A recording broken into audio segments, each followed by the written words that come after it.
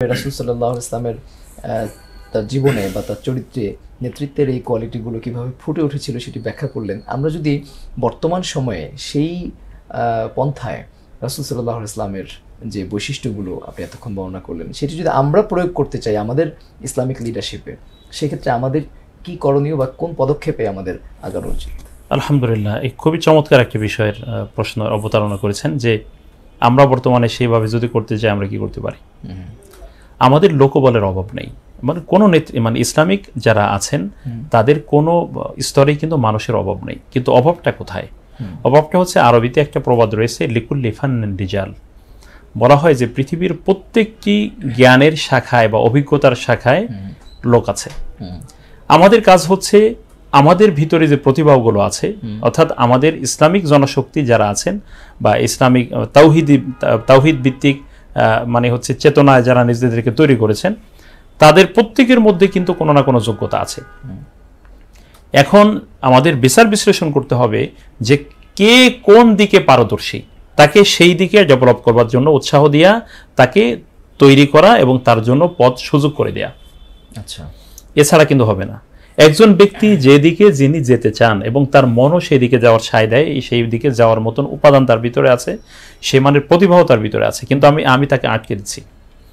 তিনি তাহলে ভিন্ন মাত্রায় যদি যেতে চান তাহলে আসলে ওই মানের প্রতিভা তিনি তৈরি করতে পারবে না তার নিজকে। তাহলে প্রথমে আমাদেরকে আইডেন্টিফাই করতে হবে যে আসলে কে কোন দিকে যেতে চায়, সেই দিকে তাকে তৈরি করতে হবে, যেমন রাসূল সাল্লাল্লাহু আলাইহি ওয়াসাল্লাম করেছেন। দ্বিতীয় বিষয় হচ্ছে যে এই পারদর্শিতার যারা এই মানে হচ্ছে যে যেদিকে যাওয়ার মতন মানে হচ্ছে তার নিজের সুযোগ রয়েছে এবং তিনি সেই দিকে যেতে পারবেন, সেই ব্যাপারে তাকে পর্যাপ্ত সহযোগিতাও করা দরকার। আচ্ছা, পর্যাপ্ত সহযোগিতা তাকে করতে হবে, এই যে দ্বিতীয় দিক। তৃতীয় বিষয় হচ্ছে যে আমাদের বর্তমানে যে ঘাটতিগুলো আছে এগুলো চিহ্নিত করতে হবে যে আমাদের বর্তমানে ইসলামী নেতৃত্বের শূন্যতাগুলো কোথায় কোথায়, কোন কোন জায়গায় আমাদের আসলে শূন্যতা রয়েছে। এখানে দেখবেন যে আমাদের লোকবলের, আমাদের পৃথিবীতে মানে ইসলামী নেতৃত্ব যারা দিতে চান বা দিচ্ছেন তাদের লোকবলের কোনো অভাব নেই, ব্যাপক লোকবল আছে। আর ইসলাম কিন্তু কখনোই সংখ্যার মাধ্যমে পৃথিবীতে ইসলামের কোনো মূল্যায়ন হয় না। ইসলামের মূল্যায়ন হয় কোয়ালিটির মাধ্যমে, কোয়ান্টিটি নয়। এখন এই পরিমাণ জনশক্তিকে এর মধ্যে কিন্তু নানামুখী লোক আছে, কিন্তু আমরা বুঝতে পারছি না যে কোন দিকে আমাদের সংকটটা, এখন কোন দিকে আমাদের লোক দরকার, একেও কিন্তু আমরা অনেক সময় বিচার বিশ্লেষণ করে বের করতে আমরা সক্ষম হই না। আমরা দেদার কাজ করে যাচ্ছি, আমরা চালিয়ে যাচ্ছি, কিন্তু এই ধরনের বিচার বিশ্লেষণ আমাদের মধ্যে তৈরি হয়নি। এই জন্য সেটি খুঁজে খুঁজে সেই জায়গাগুলোতে মানে গুরুত্ব দিতে হবে, সেই মানের লোককে সেখানে তৈরি করতে হবে, ট্রেন আপ করতে হবে, তাদেরকে সেভাবে তৈরি করতে হবে, ফিল্ড স্পেশালিস্ট তৈরি করতে হবে, বিভিন্ন ক্ষেত্র বিশেষজ্ঞ যারা তাদেরকে তৈরি করতে হবে।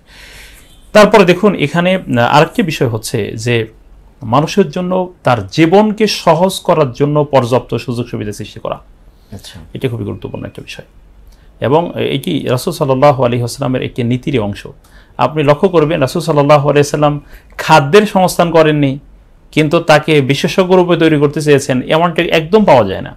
আচ্ছা, বরং প্রত্যেকটি মানুষের মৌলিক অধিকার কিভাবে নিশ্চিত করা যায়। একজন ব্যক্তি খুব প্রতিভাবান কিন্তু তার সংসার চলছে না, তিনি শিল্পী অঙ্গনে খুব ভালো মানের শিল্পী, কিন্তু তিনি বিজনেস করছেন আমের বিজনেস ধরুন। আচ্ছা, তিনি অন্য কোনো ফিল্ডে ব্যবসা করছেন, ব্যবসাটা খারাপ না, ব্যবসা ভালো, কিন্তু তিনি যে ফিল্ডের, তিনি তো ওই ফিল্ডে তিনি ভালো করতে পারতেন, কিন্তু ওই ফিল্ডে দেখা যাচ্ছে সেই মানে সুযোগ সুবিধা তিনি পাচ্ছেন না পাওয়ার কারণে তার এই বিরাট একটা প্রতিভা থাকা সত্ত্বেও তিনি ওই ফিল্ডটাকে সাইডে ফেলে দিয়ে বিকল্প একটা পথে, তার কারণ সংসার চালাতে হবে, তার নিজকে বেঁচে থাকতে হবে। এই জন্য এই জায়গায়ও কিন্তু গুরুত্ব দিতে হবে, আর না হলে ভালো মানের শক্তি আমরা পাবো না। এভাবে যদি আমরা তৈরি করতে পারি তাহলে ইনশাআল্লাহ তাআলা আমাদের ভালো মানের লোক তৈরি হবে এবং যারা ভবিষ্যতে এই পৃথিবীর নেতৃত্ব দেওয়ার মতো যোগ্যতা সম্পন্ন লোক তৈরি। ইএফটি ফার্স্টের সাথে ট্রেড করুন যে কোনো জায়গা থেকে, ক্যাম্পাসে ক্লাসের ফাঁকে, ঢাকার জ্যামে বসে কিংবা ঘরে বসে। ট্রেডিং এখন হাতের মুঠোয়, তাই ট্রেড করুন যখন খুশি, যেখানে খুশি।